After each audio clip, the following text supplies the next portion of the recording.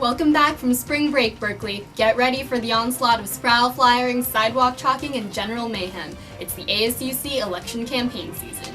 National healthcare reform is finally here. We'll take a look at how that personally affects our Berkeley community. President Will Smelko vetoed the passage of the ASUC Senate bill to divest from companies involved in Israeli war crimes. The bus lines around the Berkeley campus have undergone some drastic changes. We're making sure you're aware.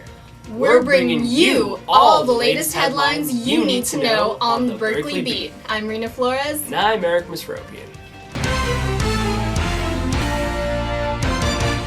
ASUC executive and Senate candidates are off to a running start in their campaigning. This next week, expect to be given flyers and to come across sidewalk art asking for your vote.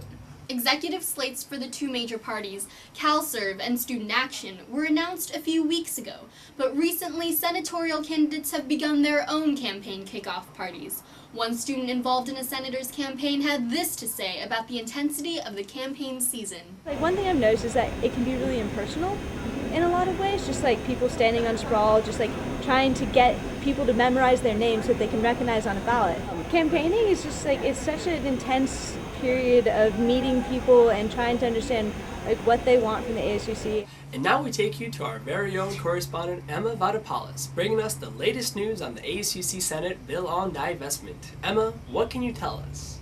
On Wednesday, March 18th, the ASUC Senate passed a bill to divest from companies that have been allegedly supplying Israel with technology used to perpetrate war crimes. The controversial bill was passed by a 16-4 vote. The ASUC Senate ruled to divest $135 million from two companies, United Technologies and General Electric. If people read the language of the bill, they will see that it's clearly stated that this bill does not take a stance on the Palestine-Israel issue, that we take a stance against war crimes in general. The Berkeley Hillel, in strong opposition to the Senate's ruling, stated that the bill was one-sided, divisive, and undermines the pursuit of peace. I don't think it's disputed that these companies support Israel militarily.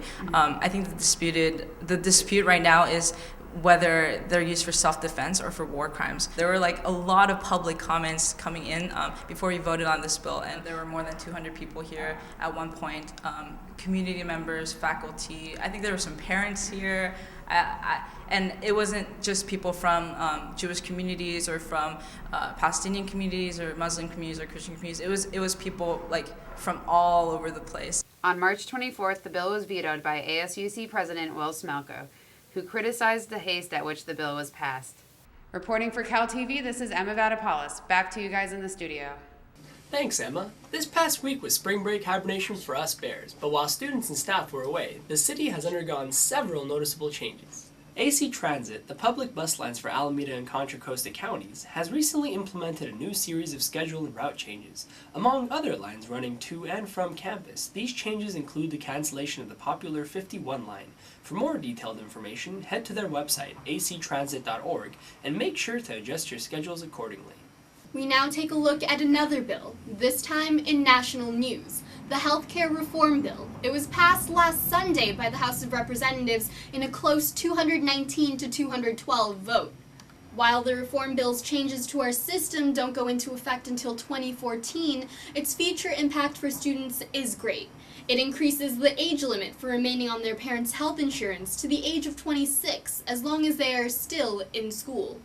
You know, Reena, it's a good thing for those students who might have to stay an extra semester due to finish up. And that brings us to the end of this week's Berkeley Beat. Keep tuning in to CalTV all week long for all the news you need to know. See you next time, and don't forget to check out our other shows on caltv.org.